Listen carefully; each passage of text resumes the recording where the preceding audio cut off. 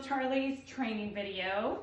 Aw, Charlie's such a good girl. She's a great dog. I think you're just going to love her. Some things I would say is the socialization, keep it up, right? The training, keep it up. So she is just a little puppy right now. So she will be going through transition periods. She will become a little teenager, possibly act out, because that's what they do in the teenager phase around like 6-7 months.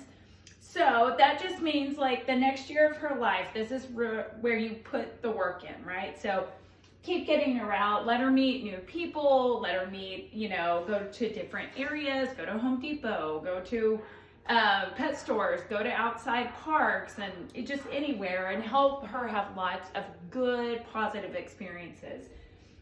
So we layer those, that they're fun, they're great. And so as an adult dog, she can go anywhere, right? And hang out anytime. So one thing I always try to do with any of the dogs is if they are just offering me nice, calm behavior, I want to make sure I recognize it. So I didn't ask her to sit. She does know, I have food on my hip, which helps. But, she could be pawing at me right now. She could be jumping, any of those things. But she just is sitting and waiting and just being so sweet. So I want to recognize that. I don't want her to feel like she has to act out to get my attention, or that, we have to be doing sit down, sit, blah, blah, blah, to get a treat. Like, if she is just being good, I will recognize it. And so I will pet her, I'll praise her, I'll give her a treat. Maybe this is so wet, maybe I'll throw a toy for her.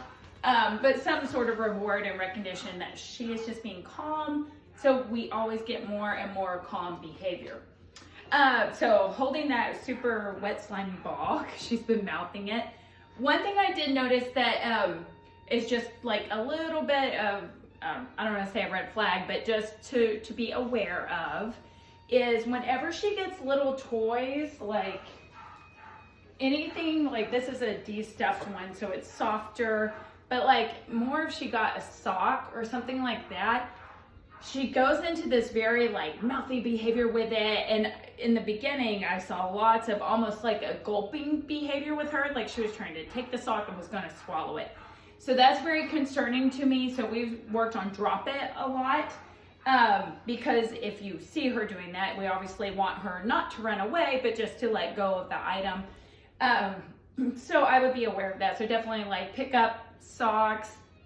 I don't know if y'all have small children at the house or not, but around here, like I just made sure socks were picked up. I didn't want to risk it. And any toys, like to me, this toy was a good practice one because it's big. She's not going to just swallow it whole.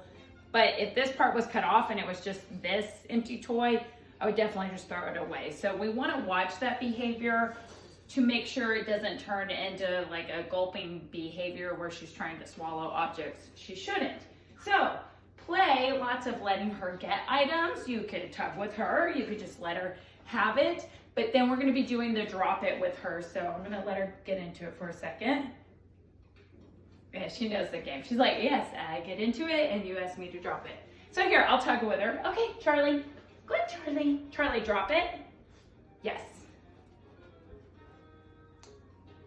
So if I'm giving a hand cue, I don't always have a hand cue on drop it. I kind of do like a shooing away motion. Good girl. Okay, Charlie. Good. Good girl, Charlie. Go get it. Good girl. Oh, she's dropping it before we even get back to it. Oh, okay. Okay. All right. Charlie, drop. She's like, I'm dropping it.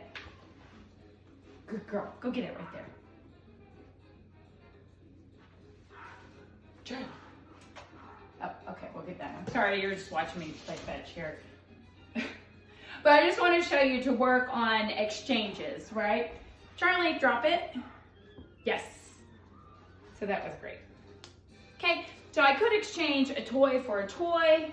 It's great if I can ask her to drop something that she can then have back, so that it's not, I'm taking this thing away from her and she never gets it back. It's really good if we can practice our drop it with items she can get back.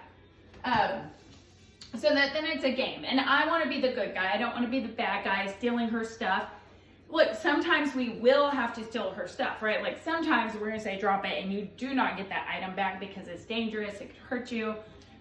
So practice a lot with just things that it's totally okay for her to have. Good girl. And so that she can have it back. So playing drop it, playing a tug and then asking for a drop it, doing exchanges. You can do a toy for a toy. It does not have to be food. It can be, you know, whatever thing she will relinquish the first thing for. So, okay, so now let's just go through some of the behaviors. So we worked on watch me, sit down, stay. When we went to Hollywood Feed the other day, when I first walked in, she could sit, but when I tried to get some other behaviors that she's good at in my house or in my yard, she couldn't perform there. And so I go, okay, well, it's not that she's not wanting to perform, she's just overwhelmed because that was a new place. There were lots of people, there's so many smells there. So I gave her a good 10 minutes and we just walked around the store. I didn't ask her to do anything. I just let her take in all the smells. And then I started asking, you know, backing up and calling her to come, asking her to sit, asking for a down. And she was able to do those behaviors there. Not the same precision as I might get here because we're adding in lots of distractions. So just be aware of that when you take her to new places. It's a lot for her little puppy brain, right? She had no idea that Hollywood Feed existed until I took her there, right? So it's okay to let them smell, let them check out the new stuff, and then work up to those new behaviors. So, all right, Charlie, good girl, I'm gonna take this and we'll start going through some of the cues. So, Charlie, ready? Watch me. Yes, good girl. She just burped too. Okay, good. Charlie, watch me. Yes. So if you remember, so watch me is just eye contact on cue. If you're looking at me, you're thinking about me, right? So if we're outside and maybe another dog comes along or a squirrel, I might ask for a watch me just to get her focus, right? Good girl, good girl. So watch me is fist to chin, right? So since she's already sitting, I'm gonna do stand. Well, come get in the video. Sit. Good. Come here, Charlie. Sit. Uh-oh. There we go. Yes. Okay. So we've been working on the down a lot, so that's why she's like down. So I'm just gonna ignore that and ask for the sit. Stand. Yes. Good girl. Go back into it. Good, Charlie. Sit. Sit. Sit, Charlie.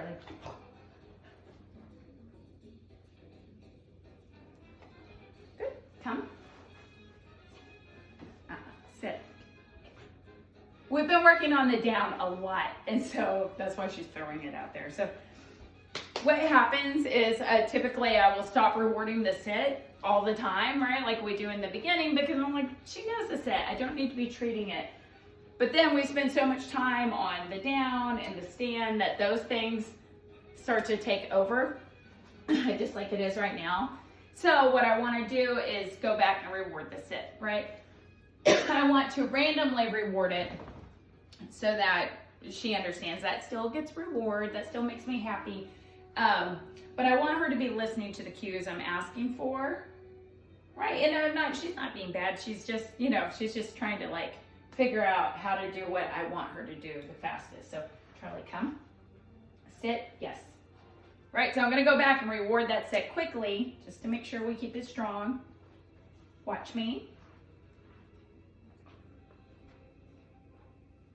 Good, stand, yes. Good, sit, down, yes, good girl. Okay, so we have watch me, sit, down, and stand.